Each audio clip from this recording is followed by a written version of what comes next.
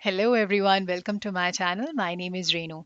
For those who have not subscribed to my channel, you can certainly do that for more updates under all the categories Federal Skilled Worker Programs, PNP, CAC.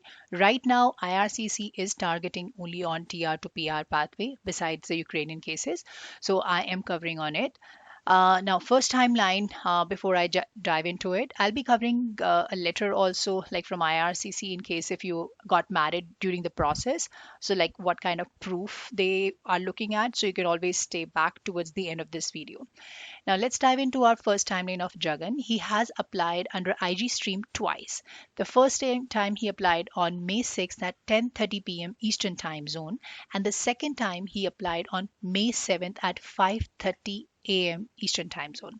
Now, what happened is that he made a decision to withdraw his first application. Reason being is that he was not able to fulfill all the required documents in one go, like there was no PCC, IELTS was not there. There was only screenshot of IELTS what he submitted. Then the official degree and transcript and pay stubs, they were not submitted.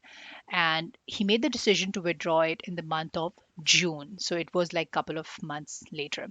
Now, when he submitted the like the second application, he submitted the web form also for all the missing documents in December, and then he was able to link up the application also. There was an ADR for ADR for payment receipt. The reason being is that he was able to submit all other documents before that. Now, although it's clearly mentioned that IRCC is not gonna accept any unsolicited document, but it's not 100% accurate because some of the applicant actually got through, like even if you have submitted a document without receiving any AOR or any TFN number, or even before linking up the application, IRCC has accepted. Now depends upon whosoever is assigned on your case. Yeah. So in this case, he got the PR approval email, and then there was an ECO PR on March 7th itself. Now, just wanted to update you that in case if you are one of them who actually has, have applied like he did first time, you don't need to worry about that. In case if there was no PCC, IRCC would ask you for that. If you have just submitted the screenshot of IELTS, you will be asked to submit that. So goes for your official degree transcript and pay stubs. He might not have panicked because during the time the things were not very clear. So yeah, this is, and again, as I've shared in my previous video also, in case if you have also applied under wrong stream and you were able to raise a web form to correct that mistake, you definitely don't need to worry about. He got through the PR card also, so this is very normal. Like in this case, this is the first time I'm seeing that, like, almost like 99% is successful cases. So yeah. Another timeline is of Rishabh. You can always share your timelines under community. You can see the screenshot on the right side. He has applied under IG Stream 6:15 p.m. May 6th. He was able to link up the application on December 16th, and then there was an AOR. Now the first ADR was for police clearance certificate and IS. So he submitted it the very same day. After a month time period, he got another ADR for job duties. Now, in this case, he was able to explain the job duties with LOE. Make sure that whenever there is a requirement from IRCC for any ADR, you do attach your LOE with it. After that, there was an ECO PR, and as you know that towards the end of January, a lot of application got stuck because of PR photo rejection thing. Same thing happened with him. He again followed the specifications, and then he was able to get the PR card. That was on February 28th. Thanks for sharing. Another timeline is of Aswati. Now, why I'm sharing her timeline is she has applied under Stream A, that's healthcare, on October 7th. Now, she was able to get the TFN, that is a temporary file number, on February 25th, and then got the AOR on March 3rd. So, within a week's time period, she was able to get the AOR. Now, this varies from case to case. After that, she was also link up the application on March 3rd itself, but there was no ADR. Now, it varies again from case to case. You got to understand that this is a stream A. So if you have received the TFN, maybe like February 5th, you might not have been able to receive the AOR. Don't need to get panicked because this varies from case to case. Moving on to another timeline is of Sanjana. She has applied on May 6th at 10:30 p.m. Eastern Time Zone, and that was again IG stream. There was an AOR. She has received the ADR for police clearance certificate a day before the AOR, and then there was an ADR for IMM 5669 form on February 1st. After the basic things, she was able to get the ECOPR that was on March 7th. Another timeline is of Shivam. He has applied on May 6th under IG stream and then got through the PPR that was on March 7th, like today, 2022. Okay, Gen timeline under stream B, and it was like it's with three dependents. So one is husband and two kids. So she has applied under stream B on May 23rd. There was a biometric request for for the spouse on January 12th itself, and then there was an AOR. Of course, it's January 19th. So let's dive into the main thing is that she was not able to get any ADR. So that's a great thing that not everybody would be able to get the ADR. If you were able to submit all the documents in one go, there should not be any ADR. And if visa officer is convinced the set of documents is actually in sync with the requirements, then the application should be through.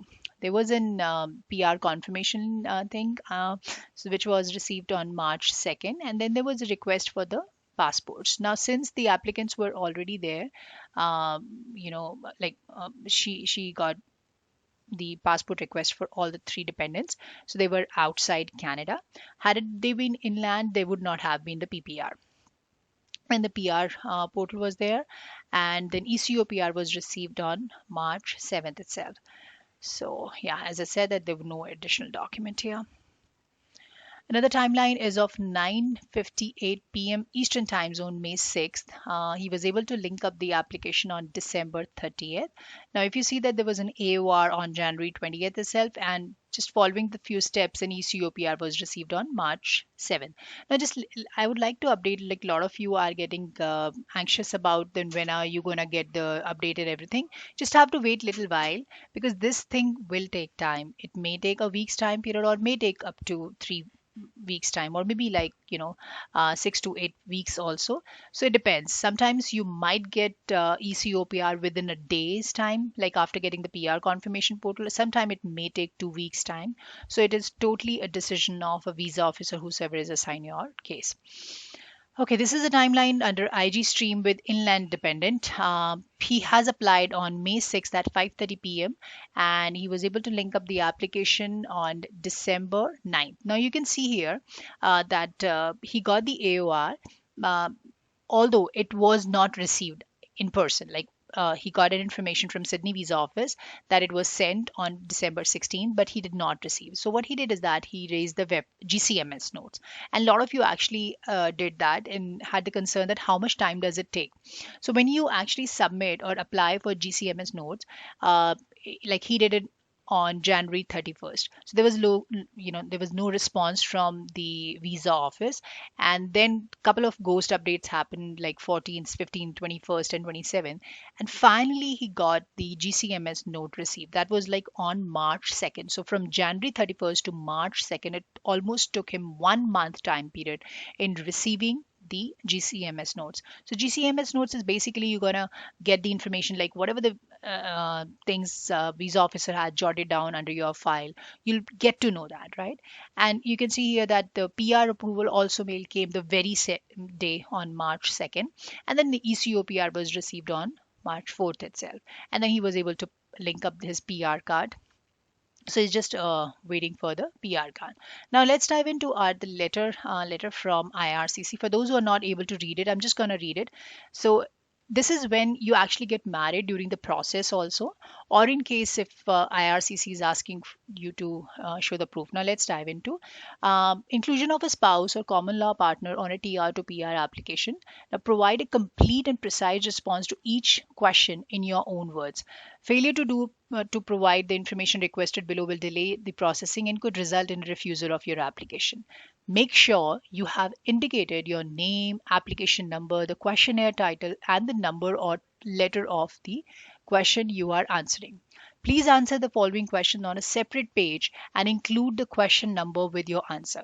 Development of your relationship. Now, first question is that like you have to describe the development of your relationship, including the following details. First contact with your spouse, as when and where. So you have to explain it like step by step. So when they ask you first question, just write it down a first question, summarize it, and then attach the photographs of your meetings also.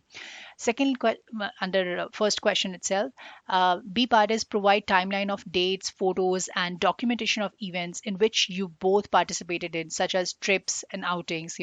Have you visited each other during your relationship? At and when. So just have to give a little more detail. I know I'm getting more detail, like getting in detail question here, but this is what major concern is of in case if you're getting married during the processing only. Then fourth is like how do you communicate when not together? So like phone, chats, emails. So you have to just explain, be explicit about whatever the attachment you can provide to, and please provide dates of cohabitation if applicable. Second question is, was your relationship known to your close friends and family members? Yes or no, whatever the answer is. So you can also skip that. Was your marriage arranged? Please provide details on who arranged the marriage and when it was arranged. Next question is, was there a formal ceremony to recognize, celebrate the engagement? Please provide details such as when, where, and who attended. Another question is, was there a formal ceremony to recognize and celebrate the marriage? Please provide details such as when, where, who attended, and the religion in which the marriage was performed and applicable. Now, in this case, you have to attach the photographs of your marriage, whenever it was solemnized. So you have to be very descriptive in that. Just mention that, the details little minutely so that it will be convincing for a visa officer to accept your application and through with the next step. Another question is provide information regarding your religious beliefs, right? Was there a reception? If so, please provide such details when, where, and who attended. So when they ask you these questions, you could always attach the photograph. That's the best way to be more open about it and more convincing to your case. Another question is that did you have a honeymoon, a holiday? So whatever, if you went out, so just attach the photographs of that. Provide details as and when, where.